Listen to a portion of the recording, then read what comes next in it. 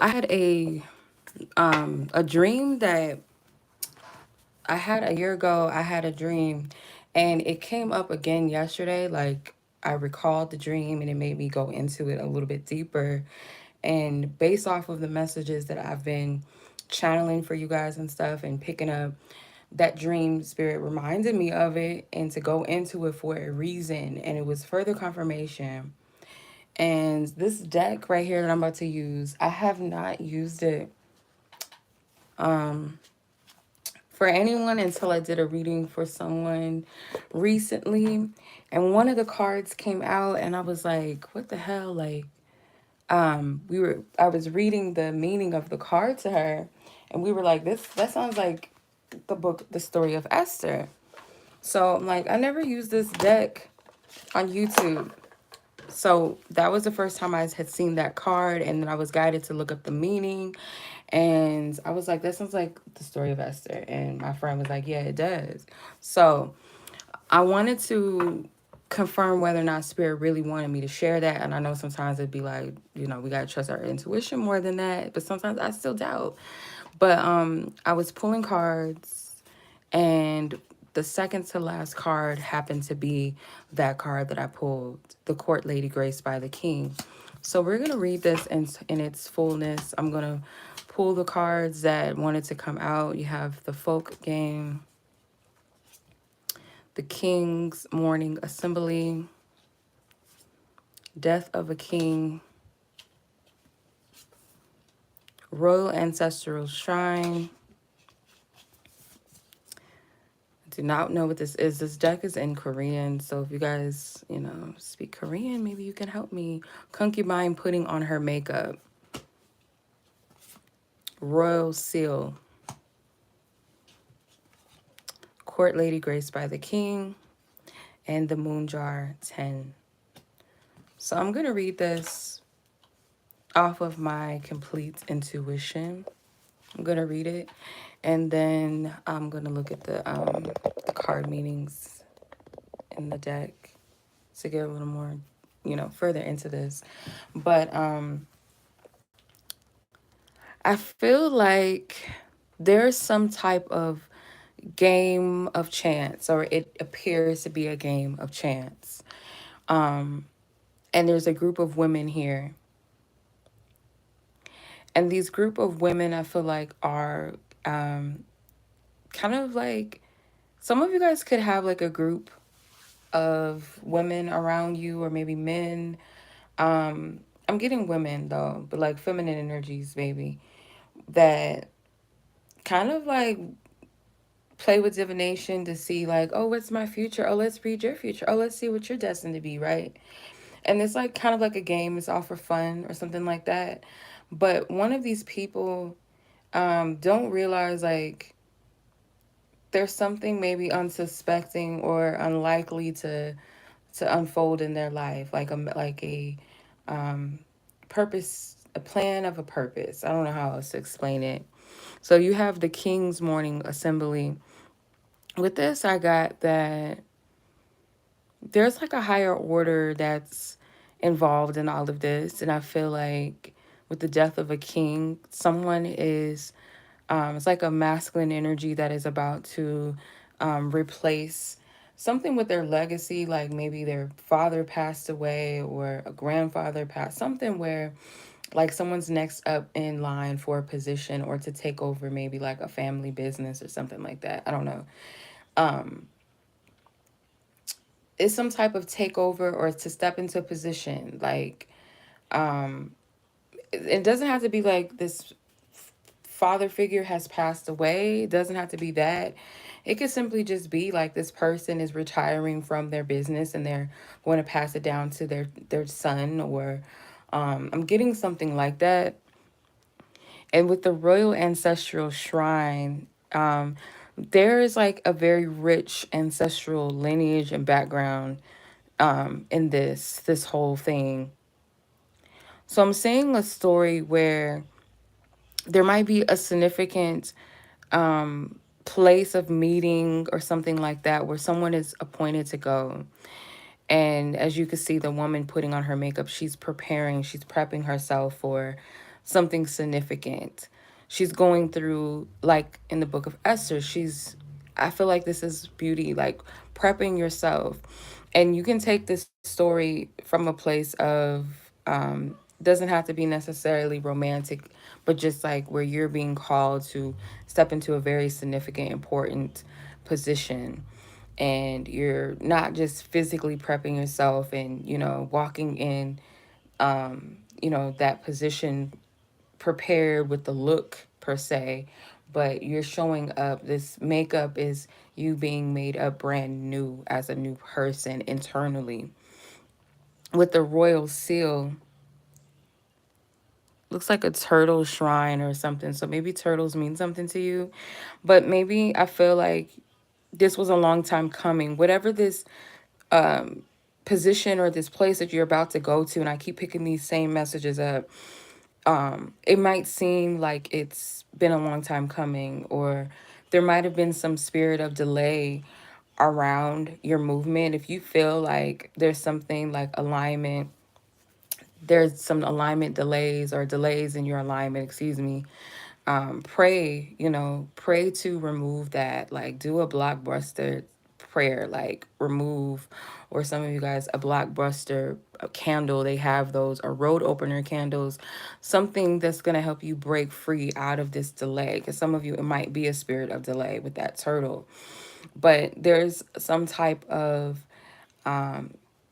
promise. There's a seal over someone, not just the person that is in this high position, but there's someone that's like unlikely to be in this position, right? Like someone's not supposed to, and in socially or on a material level or on a practical level should not be in this position, but it's appointed. And I feel like some people have been told, or they see the prophecy, they've been given the insight to something. And I feel like this was an ancient prophecy, like it's always been meant. So you guys have maybe a very important meeting with someone of a high authority or position. And I feel like this person themselves is being put in a very significant position because they are being promoted as well. Like I said, if it's a family business or something and their parent is retiring or has passed away or something, they would be next in line for that. Or, something with their job, their career is calling them higher. And then you are in a position where you're just very unlikely to be in that position. But you're appointed to cross paths or meet. So I'm going to read the cards from start to finish. So we're going to look at the folk game, which is number 52 in this deck. So take the keywords that resonate. It says small happiness. You can have a peaceful time. Things are not grand, also have meaning. Relaxing time off. The more people involved in the activity, the better the efficiency and effectiveness. Wiser to let go of things and flow, or rather, wiser to let things go with flow than trying to find something great. Think they are better, but comparison is meaningless. Just another group of mediocre people. So for some of you guys, you're just living your life. You're minding your business. Not really like seeing yourself as, oh, I'm so this, I'm so, it's just like just living your life normally. And I feel like there's something that you just don't expect you're being called to. So the King's Morning Assembly, it says, you will find out the result in the near future. Official documents are delivered. Unfavorable and private matters. The moment of decision has arrived and cannot be put off anymore. Must make a decision. Otherwise, others will dictate what is going to happen, or you'll be put through a formal procedure. So I kind of feel like whoever this masculine energy is, they kind of don't have a choice when it comes to certain affairs of things, business, propositions, or family business, or some type of will. Shoot, it could be somebody is really literally like a prince and they turn into a king. I've read actual modern day stories. A girl met, I think he was, I know he was a part of the East African that diaspora. diaspora. I be saying words wrong.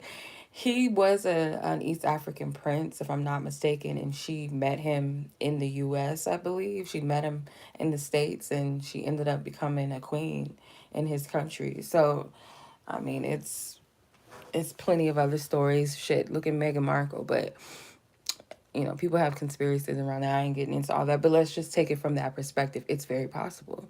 But if this is more, it's not as, you know, on that type of level, it could just be someone that's taken over like a family business empire, in that sense, or a career or something. So let's see. The death of a king. Sad, but one era passes and a new one arrives. Better not to cling to the past. Returns to where it came from. The hour of destiny is approaching. Goodbye has a meaning. The end of all great things. The big event comes to an end in the grand finale. So yeah, it's like something must change, and some of I've been getting this message too, so take it as it applies. It doesn't have to just be all be, romantic. But one of the messages that I've been getting, like Spirit has confirmed this plenty of times with seeing Isaiah 22 and 22, or seeing the number 222 often before I even got that revelation of what that number meant, why it was being shown to me, or even coming across Isaiah 22 and 22. Spirit has been showing me that there are people that are going to be dethroned from these high positions, these people, because they don't have the heart for people. They don't have the heart of they don't have light in them. And they're causing a lot of imbalance in the world, where there's people that would do well and do good in these high positions. They'll be of integrity, they'll be of love, they'll be of humanity and humbleness and honor, you know, true leadership, not what the world says leadership is, in a place of power and control and greed. Those people are being dethroned. So that can be on that level as well. The Royal Ancestral Shrine. It says, very powerful and abstract and not so realistic. Unfavorable for ordinary folks living through a tough daily life, but this may be a good card for someone with power or social status. The most central concept that dominates a person's mind, best wealth and glory. Okay. Again, someone that is unlikely to even partake in something such as this. People that have this, what people call an average life or whatever. This card, I feel like whoever is in this position, it's favorable to them, but in the end, it actually will be favorable for the opposite end of things, if that makes sense. So let's see, number 68. I'm not sure how to pronounce this. I'm not even going to try. I almost want to do it, but I know, like, if my Japanese sucks, I'm sure Korean sucks for me. Okay, 68. Where's that? So in English, it's the palace building. That's what this represents. So it's a resting place. Relax in peace. Even though you are not the main character, you are satisfied with your supporting role.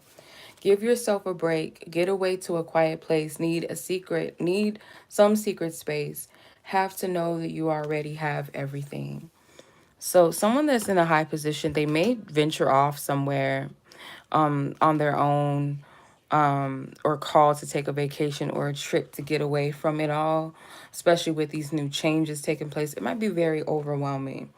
So there's some type of significant meeting. I don't know why I keep getting that. So let's look at 67, concubine putting on makeup.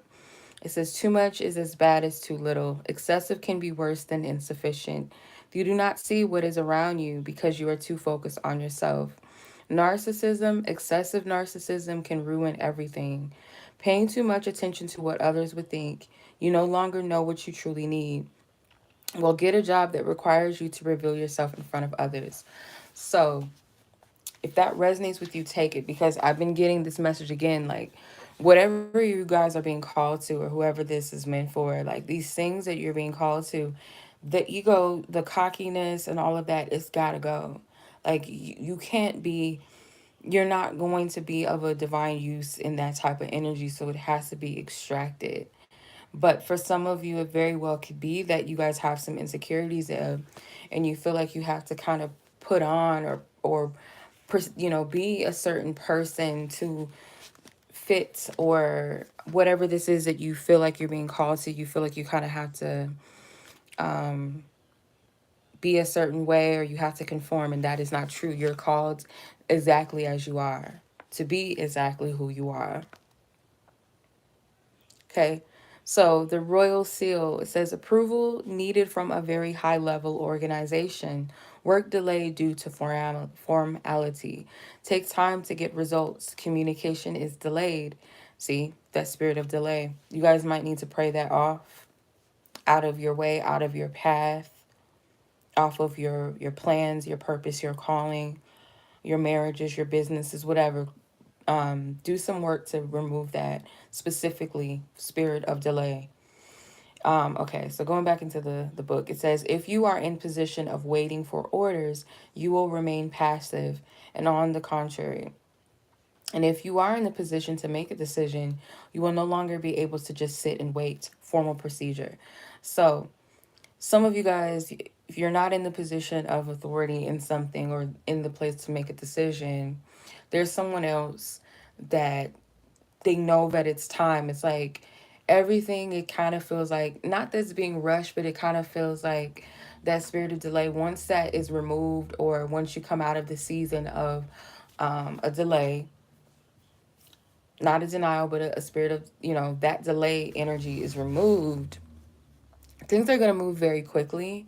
And I feel like whatever it is that you're meant to be a part of, or appointed to be a position of, or whatever, or whoever you're meant to meet, whether it's purpose, callings, and all of the above, marriage, divine connection, whatever, it's going to happen very quickly. And they're in a very um it's like almost like a hot seat. Like, we got to hurry up and make some type of moves. It's almost like some of this is being kept in mystery, because I can't fully tap into this all the way, because I feel like it's, for one, it's going to be different for each and every one of you, and I'm not supposed to give you the full prophecy. It's not for me to tell you that.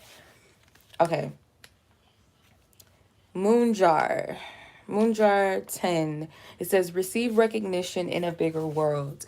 Beneficial to be widely known. Time to express and share your thoughts that you need to keep to yourself.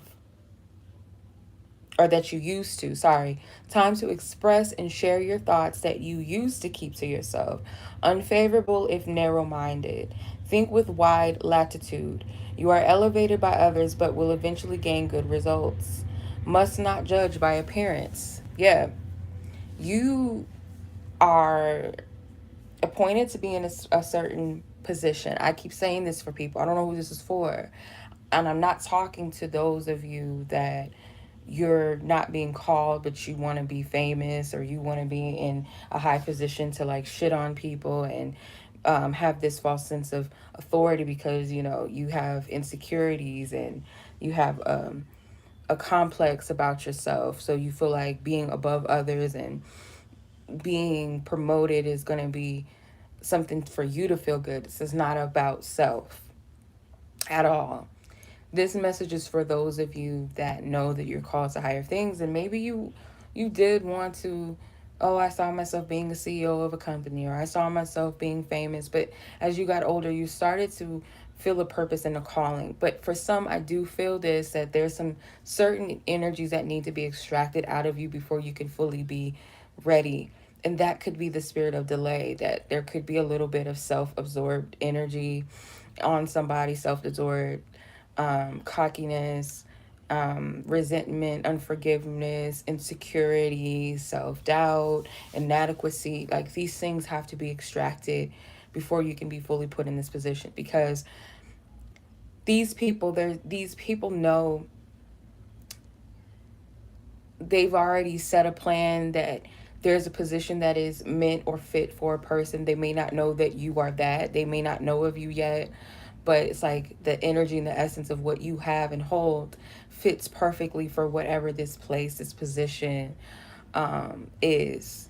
Okay. And it's going to be a shock to a lot of people, including yourself, because it's unlikely, you know, it's something different that it just, what I get from this is like how the cards are depicted in this so-called common people versus people of high authority and power, or a person that doesn't look like they have all of the qualifications of the other people in the room, but somehow they get the job, they fit the job better, not so much because of the outer things, but because of the essence of who they are, the favor of them, right?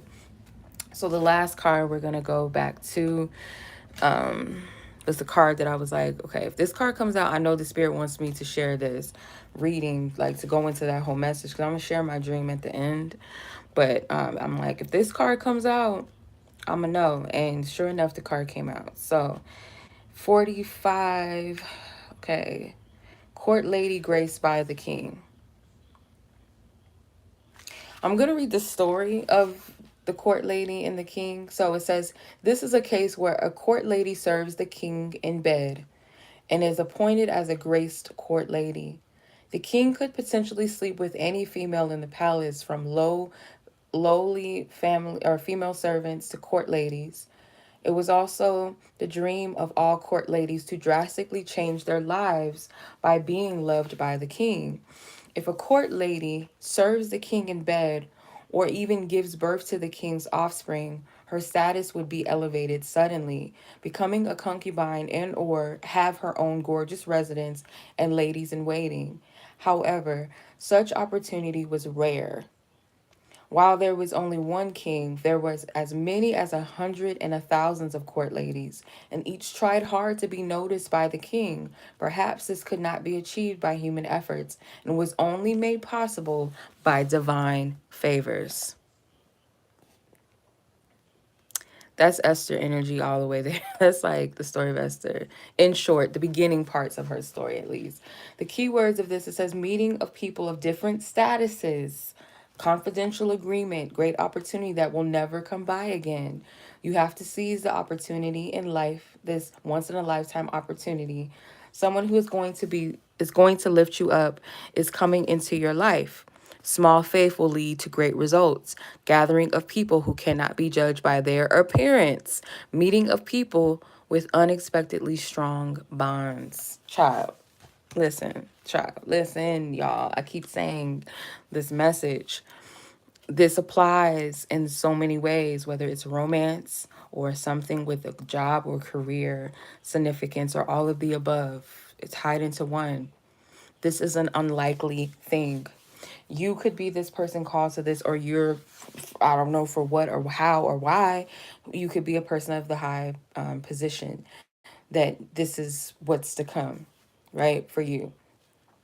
But either way it goes, this is an unlikely situation, and it's like thousands of people would want to be where you are, or thousands of people would want to be with you or to have the position that you have to offer, where the vice versa. Thousands of people would die to be in the position that you're about to have or get, or be with the person that you are going to be with, whatever the case may be. And this is not a fairy tale, because again, like, I mean, this is a portion of it, but there's a higher purpose to everything. It's not just about that, that's just the entry. Just like Esther's story, her joining that beauty pageant contest dating show type thing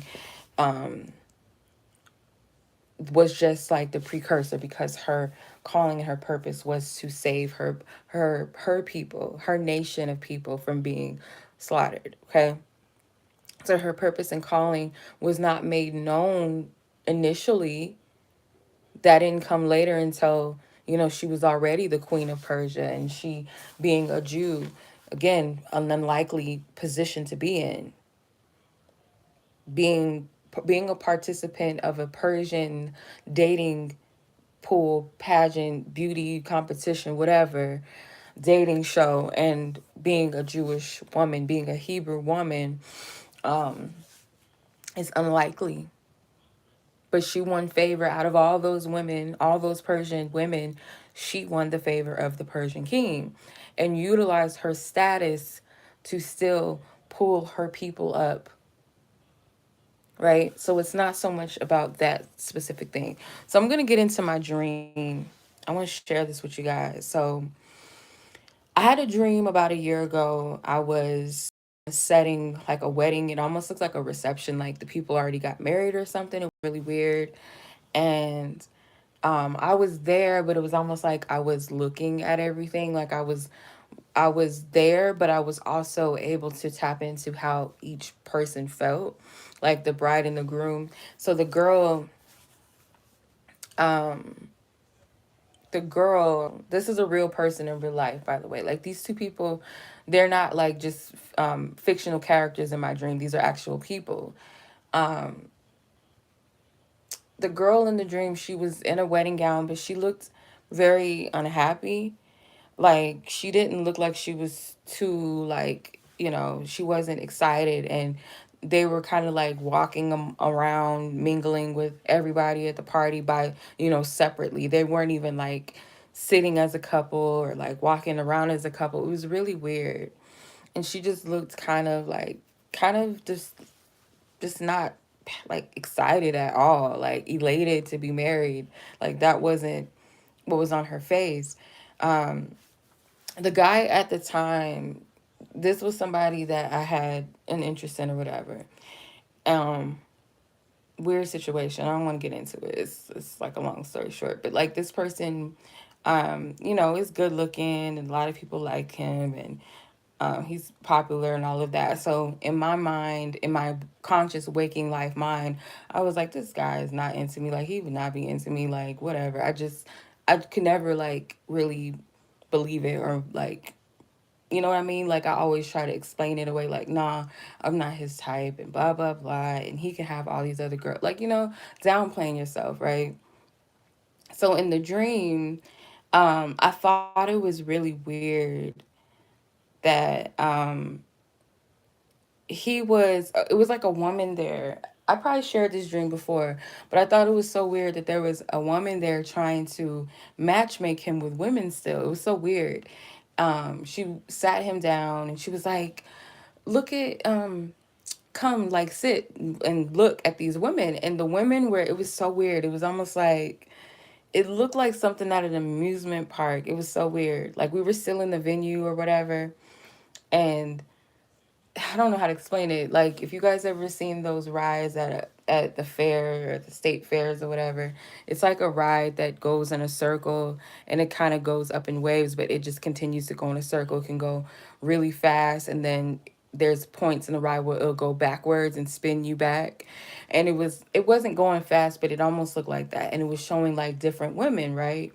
A harem of different women, and he was like looking like laughing to himself like, why am I even doing this? And I was sitting right next to him on the floor. Like I was on the opposite side of him sitting on the floor, and I'm watching this because it was almost like this is like stupid. Like why is this happening?